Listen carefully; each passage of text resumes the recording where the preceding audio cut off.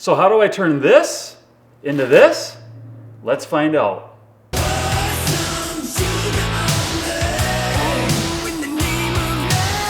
Today on High Sugar Content, I show you guys how we make pure granulated maple sugar.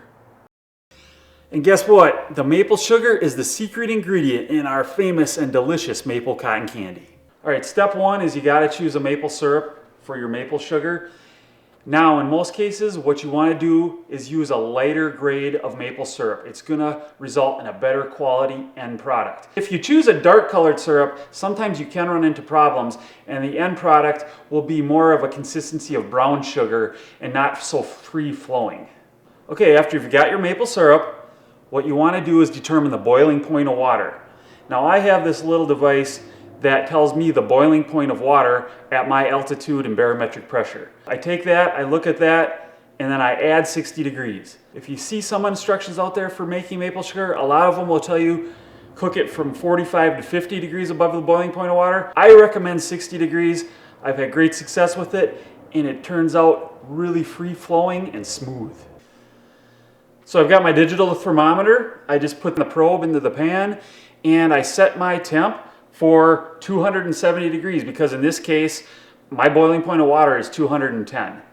So you're gonna have to have something to prevent foaming in the maple syrup, because when you get to where the maple syrup starts to boil, it's gonna foam up and will go over the sides of the pan. So I'm just adding a little bit of liquid defoamer to the syrup to keep the foaming down, and you do that right before it starts to boil.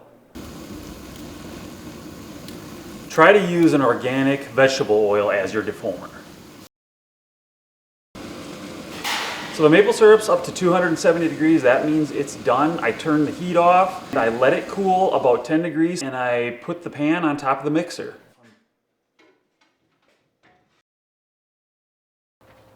So I turn the mixer on, the pan begins to rotate, and as it's rotating, the sugar, the syrup in there begins to crystallize and turn into sugar. You can see that that's happening because of the steam rising. So you want to keep mixing and keep the pan turning until all the steam is released. When the steam stops rising out of it, you know that all the water is gone and you're down to where it's a free-flowing maple sugar.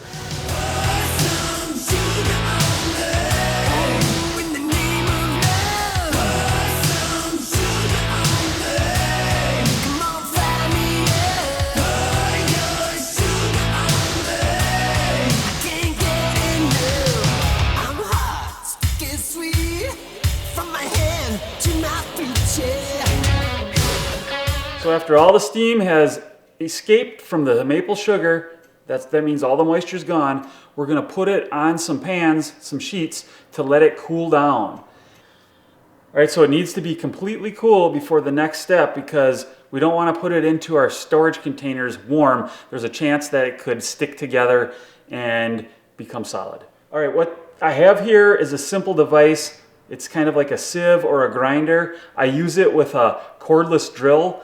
And what we use this for is to grind up the chunks that you get in the maple sugar. You will.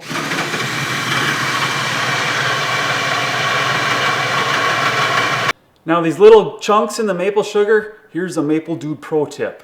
You can use these as a sugar cube for your coffee if you don't want to go through the trouble of grinding them up. So I'll just keep checking the consistency once in a while. I'll take a peek in there to see that these bigger chunks of maple sugar are ground up. And that's our finished product, pure granulated maple sugar. It's ready to go into the retail packaging for you guys to enjoy at home. You can substitute granulated maple sugar for white sugar in a 1-to-1 ratio in your cooking or baking for all your recipes.